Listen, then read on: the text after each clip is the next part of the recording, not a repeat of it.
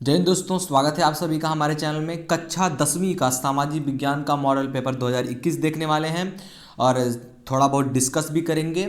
तो चलिए देखते हैं हमारा मॉडल पेपर। जानते हैं कि आप दो खंडों में विभक्त होता है, खंड का और खंड खाम। तो पहले आपके ऑप्टिकल आते हैं बहुविकल्पीय प्रश्न। तो इसमें आप जो आपका बहुविकल्पीय प्रश्न में पहला प्रश्न है कि निम्नलिखित पहले दिया गया निम्नलिखित विकल्पों में सही उत्तर चुनकर अपनी उत्तर पुस्तिका में आपको लिखना है। पहला है आपका जर्मनी का राष्ट्र रूपक कौन था? मारियान था, जर्मन तिरंगा था, या फिर जर्मेनिया था, या जर्मेन था? तो जर्मेनिया था, लेकिन यहाँ हम केवल आपको क्वेश्चन कवर करने वाले हैं, लेकिन यहाँ टिक लगाया गया तो आप देख सकते हैं। और दूसरा आपका है कि 18वीं शताब्दी तक संसार के कौन से देश सबसे धनी देश माने जाते थे? जापान, भारत, फ्रांस, अमेरिका, चीन, भारत, इटली और चीन। तो चीन और भारत माने जाते थे वैसे ही। और भारत की राजभाषा क्या है? आप लोग सभी लोग जानते हैं, राष्ट्रभाषा या राज्यभाषा क्या है? हिंदी ही है। भारत में किस राज्य को अपना स्वतंत्र संविधान है? ये आप क्वेश्चन आपसे नहीं पूछा जा सकता है, क्योंकि जो जम्मू कश्मीर को भी लाया गया है अब हमारे देश में, तो ये आपसे क्वेश्चन नहीं पूछ सकता है। और पांचवा जो आपका है कि भारत में कितने राष्ट्रीय राजनीतिक दल हैं? 18 हैं, 20 हैं, 6 हैं, 2 हैं। तो आपका जो करेक्ट आंसर होगा वो होगा 6। और विश्व के 100 से अधिक देश किसका दावा करते हैं? लोकतंत्र का। लोकतंत्र 100 से अधिक देशों में हो चुका है अभी तक, तो ये आपका लोकतंत्र यहाँ करेक्ट रहेगा। इसके बाद आपका आता है अति लघुत्तरीय प्रश्न, जिसमें आपको दो दो नंबर प्रत्येक क्वेश्चन के लिए आपको मिलते हैं। तो इसमें पहला जो आपका क्वेश्चन है कि निरंकुशवाद से क्या तात्पर्य है? तो अगर आप इसका आंसर चाहते हैं, यानी कि आपका लघु उत्तरीय दीर्घ उत्तरीय मैप का, तो प्लीज़ इस वीडियो पर 100 लाइक पूरा कर दीजिए। तुरंत इसका आंसर वाली वीडियो भी आएगी। केवल आप इसमें हम बहुविकल्पीय बता रहे हैं ना, उसमें सारा कुछ आपका अति लघु उत्तरीय और लघु उत्तरीय, दीर्घ उत्तरीय या फिर मैप वाला जो आपका है सारा कुछ कराएंगे। तो ये टास्क आप पूरा कर दीजिए। दूसरा जो आपका इसमें प्रश्न है कि फ्लाइंग शटल का क्या अर्थ है? और तीसरा आपका यानी कि 9वां नंबर का प्रश्न है कि भारत द्वारा निर्यात की जाने वाली वस्तुओं का नाम लिखिए। कौन सी वस्तुएं जो भारत द्वारा निर्यात की जाती हैं? और आपका अब आता है लघु उत्तरीय प्रश्न। लघु उत्तरीय प्रश्न में आपका केवल 2 क्वेश्चन आपको लिखना होगा। देखिए इसके लिए आपको कितने नंबर मिलेंगे? 3 नंबर आपको मिलेंगे। तो इसमें जो आपका पहला क्वेश्चन है कि फ्रांसीसी क्रांति जो हुई थी का यूरोप पर क्या प्रभाव पड़ा था? जो फ्रांसीसी क्रांति हुई थी इसका यूरोप पर क्या इफेक्ट पड़ा था? 3 नंबर आपको इसके लिए मिलेंगे। या फिर आप कर सकते हैं कि भारत के सूती वस्त्र उद्योग पर उपनिवेश का क्या प्रभाव पड़ा?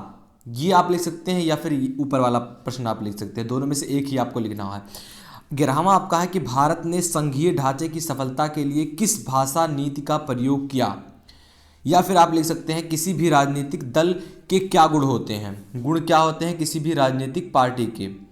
अगला जो आपका है दीर्घ उत्तरीय प्रश्न में आपका पहला प्रश्न है। इसमें भी आपको केवल 2 प्रश्न करने होंगे, लेकिन इसके लिए आपको मिलते हैं पूरा 6 नंबर, और यही आपका मार्क डिसाइड करता है, क्योंकि ये 6 6 12 और 12 नंबर आपका खंड खा में, यानी कि 24 नंबर आपका यही कवर कर देता है। तो गांधी जी ने सहयोग आंदोलन क्यों प्रारंभ किया और उनके द्वारा यह आंदोलन वापस लेने का मुख्य कारण क्या था?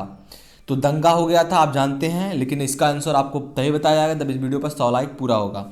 और आपका इसमें अथवा आप करके क्या लिख सकते हैं, या फिर ये लिखिए या फिर ये लिखिए, भारत में छपाई कब शुरू हुई और मुद्रण युग के पहले यहाँ सूचना और विचार कैसे लिखे जाते थे? मुद्रण का मतलब पैसा से नहीं है, ये मुद्रण मतलब होता है छपाई, लिखावट, जो लिखने से बहुत सारे आंदोलन आए, तो उसके बारे में आप पूरा लिखेंगे यहाँ। और 13वां नंबर का आपका प्रश्न इसमें है कि आधुनिक लोकतांत्रिक व्यवस्था में सत्ता की साझेदारी के अलग अलग तरीके क्या हैं? इनमें से प्रत्येक के एक उदाहरण दीजिए। सत्ता की साझेदारी आप लोग पढ़े होंगे, चैप्टर इंपॉर्टेंट चैप्टर है, मैंने आपको पढ़ाया भी। अगर आप नहीं जानते हैं तो प्लीज़ जाइए वीडियो देख सकते हैं, वो आपका ये पढ़ाया गया है। और जो आपका अगला है इसमें अथवा कर आप क्या लिख सकते हैं कि लोकतंत्र किन स्थितियों में सामाजिक विविधता को संभालता है और उनके बीच सामंजस्य बैठाना है। ये लोकतंत्र किन सामाजिक विविधताओं में संभालता है। और आगे बढ़ते हैं खंड खा से बढ़ने की पहले हम देखते हैं कि मानचित्र संबंधी आपके प्रश्न 5 नंबर का ये आपका आता है, और इजी क्वेश्चन इसमें पूछे जाते हैं। जैसे कि आपका पहला प्रश्न इसमें दिया गया है, वह स्थान जहां सीधी जहां सी विजयाधराचार्य की अध्यक्षता वाला सन 1920 में भारतीय राष्ट्रीय कांग्रेस की स्थापना हुई थी। दूसरा इसमें आपका प्रश्न है कि वह स्थान जहां जनरल डायर ने निहत्थे लोगों पर गोलियां चलवाई। ये आप लोग सभी लोग जानते होंगे, ये बिल्कुल फेमस क्वेश्चन है, एक नंबर में पूछ सकता है। तो यहाँ कहाँ हुआ था? जलियांवाला बाग हत्याकांड में हुआ था, जनरल डायर ने गोलियां चलवाई थी। तीसरा आपका है कि वह स्थान जहां घटी घटना के कारण गांधी जी ने असहयोग आंदोलन वापस ले लिया, वह कौन सी घटना थी? और आपका चौथा है कि वह स्थान जहां नमक हाथ में लेकर नमक विरोधी कानून को भंग किया गया। और आपका अगला है यानी कि 5वां नंबर का कि वह स्थान जहां जवाहरलाल नेहरू की अध्यक्षता वाला सन 1929 में भारतीय राष्ट्रीय कांग्रेस का अधिवेशन हुआ था। अब बढ़ते हैं खंड खा की तरफ। खंड का में भी आपका बिल्कुल खंड का की तरह ही आएगा, आपको ऑप्टिकल क्वेश्चन दिए जाएंगे। इसमें आपका पहला ऑप्टिकल है पवन संसाधन एक प्रकार का है, क्या है? मानवीय है, नव्यकरणीय, अनव्यकरणीय, जैव, तो नव्यकरणीय है। 16वां आपका है कि चावल के उत्पादन में भारत का कौन सा स्थान है? तो दूसरा स्थान, पहला चीन का है। अगला जो आपका आता है 17 नंबर का प्रश्न कि वर्ष 2018 के अनुसार विश्व व्यापार संगठन जो आपका WHO है, WTO के कितने सदस्य थे? 161, 162, 163, 164। तो इसमें आपका करेक्ट आंसर 164 है। और इसका जो आपका अगला प्रश्न है कि सार्वजनिक और नीति क्षेत्रक आधार पर विभाजित है रोजगार की शर्तें, आर्थिक गतिविधियों के स्वभाव, उद्यमों के स्वामित्व और उद्यम में नियोजित श्रमिकों की संख्या। तो उद्यमों के स्वामित्व पर सार्वजनिक और निजी क्षेत्र के पर विभाजित होता है। अगला जो आपका प्रश्न है वैश्वीकरण के जीवन स्तर के सुधार में सहायता पहुंचाई है। सभी लोगों ने, विकसित देशों के श्रमिकों ने पहुंचाई या में से कोई नहीं? तो विकसित देश के लोगों ने वैश्विक जीवन स्तर में सुधार पहुंचाई है। तो आप अगर जानते होंगे 6 प्रश्न आपका 6 बहुविकल्पीय में खंड का और 6 आपका बहुविकल्पीय में खंड खा से पूछा जाता है। 12 नंबर ये आपका। इसके बाद आपका 2-2 नंबर का अति लघु उत्तरीय प्रश्न 3 प्रश्न आपका पूछा जाता है। फिर लघु उत्तरीय आपका 3 नंबर का पूछा जाता है, यानी कि 2 आपसे पूछेंगे, वही भी आपका 6 नंबर का होगा। दीर्घ उत्तरीय में आपका आ जाते हैं तो वहां भी आपको 4 प्रश्न में से 2 प्रश्न लिखने होते हैं, जिसके लिए आपको मिलते हैं पूरा 12 नंबर। फिर मानचित्रकार यहाँ भी वैसे आ जाता है। चलिए आगे देखते हैं। अतुलगोत्रीय से जाने से पहले हम यहाँ एक क्वेश्चन और हमारा बचा है कि सूचना पाने का अधिकार अधिनियम कब पारित हुआ? अक्टूबर 2005 में, मार्च 2005 में, जनवरी 2006 में या अप्रैल 2007 में? चलिए अतुलगोत्रीय प्रश्न की ओर बढ़ते हैं। हमारा अतुलगोत्रीय प्रश्न में आज का पहला प्रश्न है कि वन मृदा की 2 विशेषताएं हैं, लिखिए आपको। खनिज क्या है? कोपरा कानून क्या है? ये आपको लिखना है। अतुलगोत्रीय में आपका आता है मृदा अपरदन पर एक संक्षिप्त टिप्पणी लिखिए। अथवा करके उद्यमों की अवस्थिति को प्रभावित करने वाले भौतिक कारक बताइए।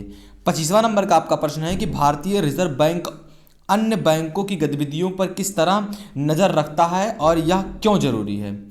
और जो आपका अगला है कि सन 1991 में भारत सरकार द्वारा आर्थिक क्षेत्र में क्या परिवर्तन किए गए?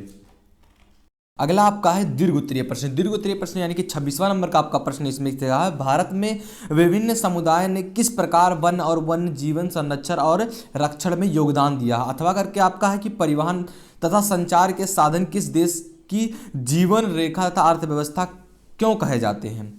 अगला जो आपका 27वां नंबर का प्रश्न है कि भारतीय रिजर्व बैंक की महत्व का वर्णन कीजिए। या फिर आपका अगला है कि दूसरे देशों में बहुराष्ट्रीय कंपनियां किस प्रकार उत्पादन पर नियंत्रण स्थापित करते हैं? इसके लिए आपको 2 क्वेश्चन करने होंगे, 4 क्वेश्चन में से आपको इसके लिए 12 नंबर मिलेंगे।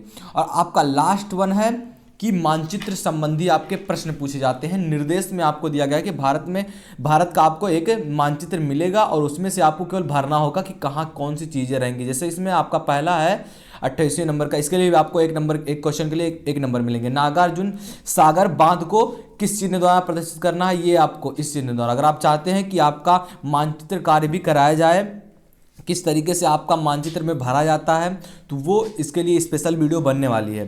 तो चैनल को सब्सक्राइब कर लीजिए और बगल में बेल आइकन को जरूर हिट करिए। दूसरा इसका आपका प्रश्न है कि भारत में रबड़ के सबसे बड़े राज्य जो उत्पादक है उसको इस चिन्ह द्वारा प्रदर्शित करना है। चिन्ह जैसा रहेगा वैसा ही आपको प्रदर्शित करना है। उसके बाद तीसरा आपका प्रश्न है कि रेशम वस्त्र उद्योग का एक केंद्र को ऐसे प्रदर्शित करना है इस चिन्ह द्वारा। जिस चिन्ह द्वारा कहेगा उस चिन्ह द्वारा प्रदर्शित करना है, अन्यथा आपका गलत हो जाएगा। चौथा आपका है कि भारत का सबसे अधिक जूट उत्पादक राज्य को आपको इस चिन्ह द्वारा प्रदर्शित करना है। और अगला जो आपका है राणा प्रताप जो बांध है उसको इस चिन्ह द्वारा प्रदर्शित करना है दोस्तों।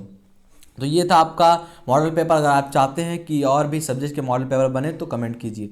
मिलते हैं आपसे अगले वीडियो में, तब तक के लिए जय हिंद जय भारत।